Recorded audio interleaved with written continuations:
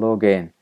In this video I will show you how you can use iCloud to keep various things in sync between other iOS devices such as iPads or backed up as well, so that you can restore these, for example if you get a new iPhone.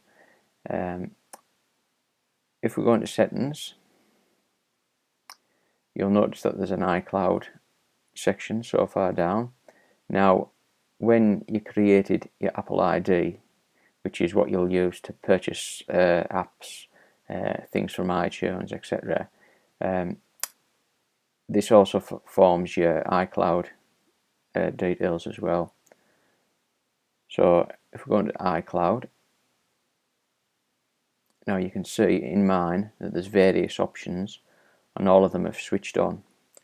Now I'll go through each one, although some of them are self-explanatory.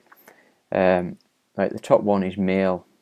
Now when you when you set up your iCloud account, you also get an iCloud email address. Although I've never used it, I believe that you can keep mail in sync between different iOS devices, but although I've never used it, so I can't comment fully on it. Now, contacts. This is a really useful option as well, and it basically means that all of your contacts that you're on your iPhone, they're all backed up to iCloud. So say for example I add a new phone number, or change a phone number, or add another entry into the contacts app on the iPhone, any changes etc. will be backed up to iCloud.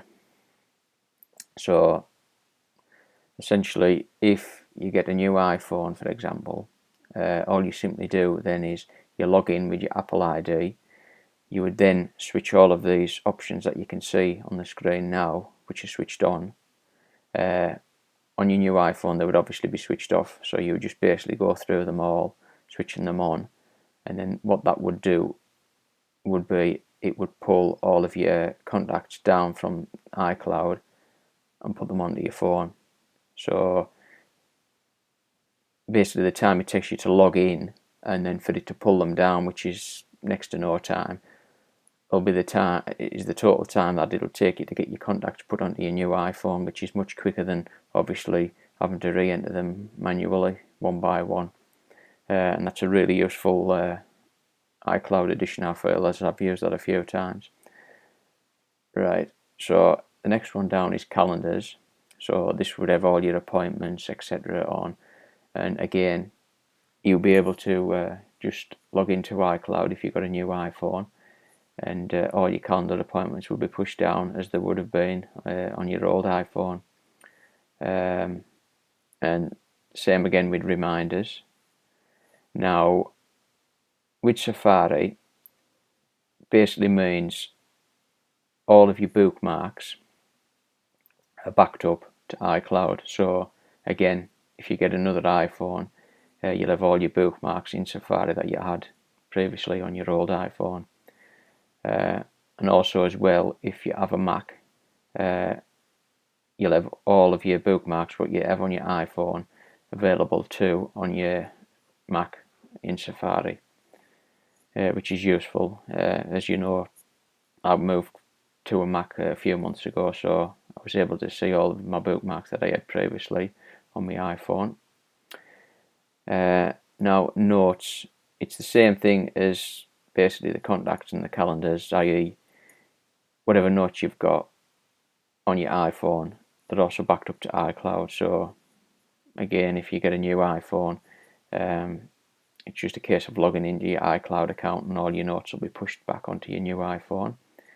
Passbook, although I've never used it because I found that there's very little content available at present, it would back up all of your passbook entries, and whatever you were using in passbook, it would back them up to the cloud as well.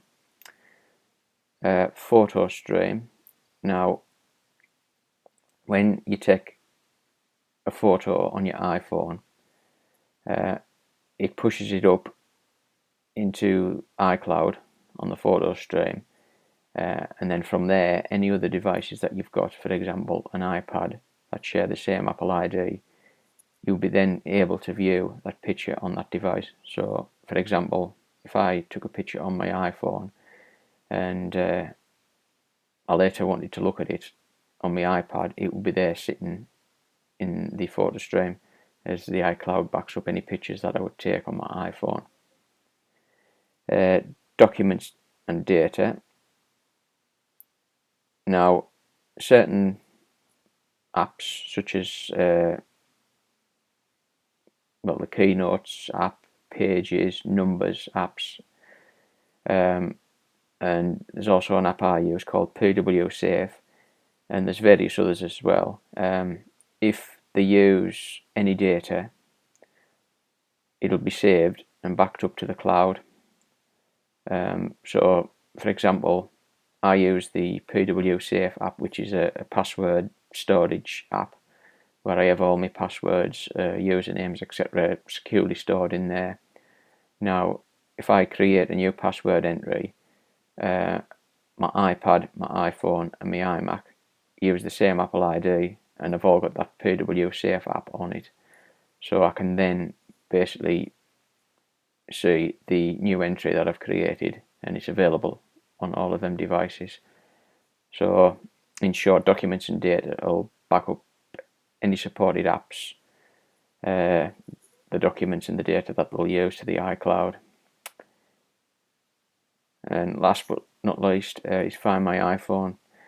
Now with this, if you're unfortunate enough to either lose your iPhone or get it stolen, and you've got this switched on, it's possible to track the whereabouts of your iPhone, and sometimes you can get your phone back.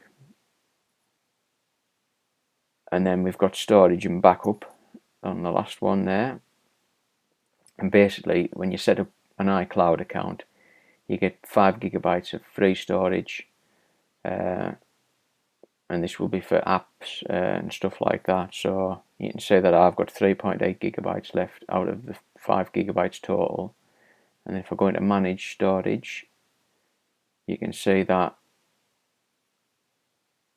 that is what I'm backing up to the iCloud from my iPad, and that is what I'm backing up to the iCloud from this iPhone. And you can also see as well the various apps that I'm using, which are sending their data and documents and data to the iCloud. So there's the PWSafe app that I mentioned earlier, and then there's 3 others as well.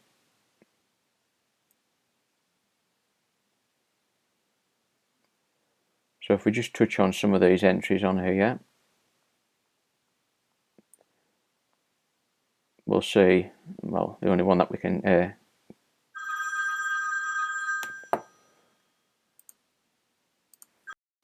in PhotoStream, you can see that there's an option to turn on or off My PhotoStream. This basically will stop any photos that you take on your iPhone from then being pushed up onto iCloud, and from there available on other iOS devices such as iPhones. Shared photo streams, although I've never used it, I believe that you can share your photo stream with other iPhone users. So you might want to share your photo stream with your wife, your girlfriend, or some other friends, for example, something like that.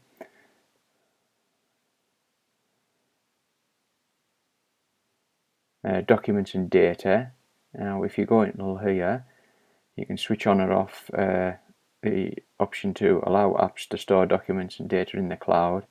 And like I said earlier, certain apps can push their data and documents up to the cloud. For example, the PWSafe app and the other apps that I mentioned earlier on.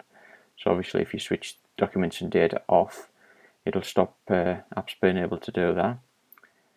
And there's also an option as well, use mobile data. Now if you're on a limited, or should I say small amount of data, or you use apps that use quite a lot of data, you may want to switch the use data off, and then it'll only transfer the documents and data when you're on a Wi-Fi hotspot. As I don't use many apps that use data, and it's only a very, very small amount of data that they do use, I tend to just use mobile data switched on. So I think that's pretty much covered everything for iCloud. So if you're somebody who tends to lose the contacts every time there's change to a new iPhone, I would definitely recommend that it's worth setting iCloud up and switching, well, if none of the others, just switching contacts on, and then that'll keep all your contacts backed up onto the cloud. Previously, before I got the iPhone 5, I had the 4S, and it was very, very quick to get all my contacts put onto my iPhone 5. It was literally just logging in with my Apple ID, going into the iCloud section, and then just switching the contacts switching the contacts option to on, and from there all my contacts were on my phone within, I would say, 6-7 seconds, something like that. So I think that pretty much covers it. I hope you found the video useful. Thanks for watching. Goodbye.